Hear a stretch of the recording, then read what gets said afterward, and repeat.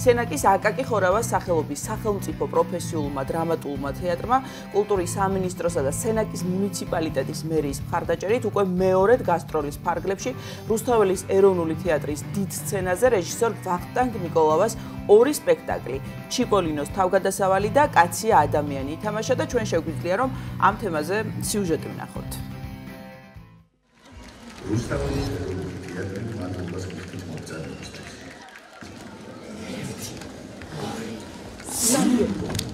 რუსთაველის ეროვნული თეატრის დიდ სცენაზე სენაკის აკაკი ხორავას სახელობის პროფესიული სახელმწიფო დრამატული თეატრი უკვე მეორედ წარსდგა. გასტროლის ფარგლებში დასმა ორი სპექტაკლი ითამაშა: მუსიკალური, კოსტიუმირებული ზღაპარი ჩიპოლინოს თავგადასავალი და ილია ჭავჭავაძის მოთხრობის მიხედვით დადგმული კაცია ადამიანი. ინსცენირებების ავტორი და დამდგმელი რეჟისორია ვახტანგ ნიკოლავა. პროექტი საქართველოს კულტურის სამინისტროს და სენაკის მუნიციპალიტეტის მერიის მხარდაჭერით განხორციელდა.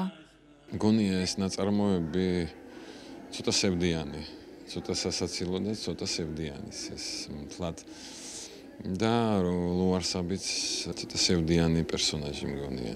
იქიდან გამომდინარე მთავარი განსხვავება ამაში მდგომარეობს, რომ ჩვენ გვაქვს დაავადება ესეთი, რომ ჩვენ ერთმანეთის შუღლის გამო შეგვიძლია გადავაყოლოთ ბევრი რამე კარგი.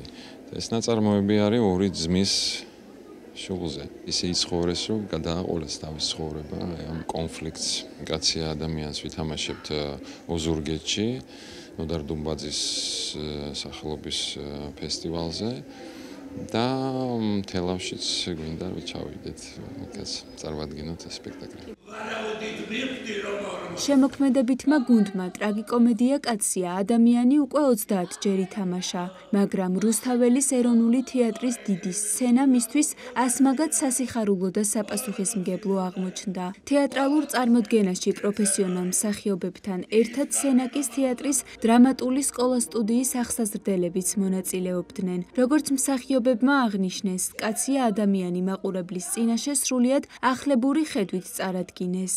ჩვენ ხვდა ბედნიერება წილად დღეს შოთა რუსთაველის ეროვნულ თეატრში გვეთამაშა ორი სპექტაკლი. 2 საათზე ბავშვებისთვის მუსიკალური კოსტიუმირებული ზღაპარი წარმოვადგინეთ ჯანი როდარის ჩიპოლინო, ხოლო 7 საათზე კაცია ადამიანი ილია ჭავჭავაძის.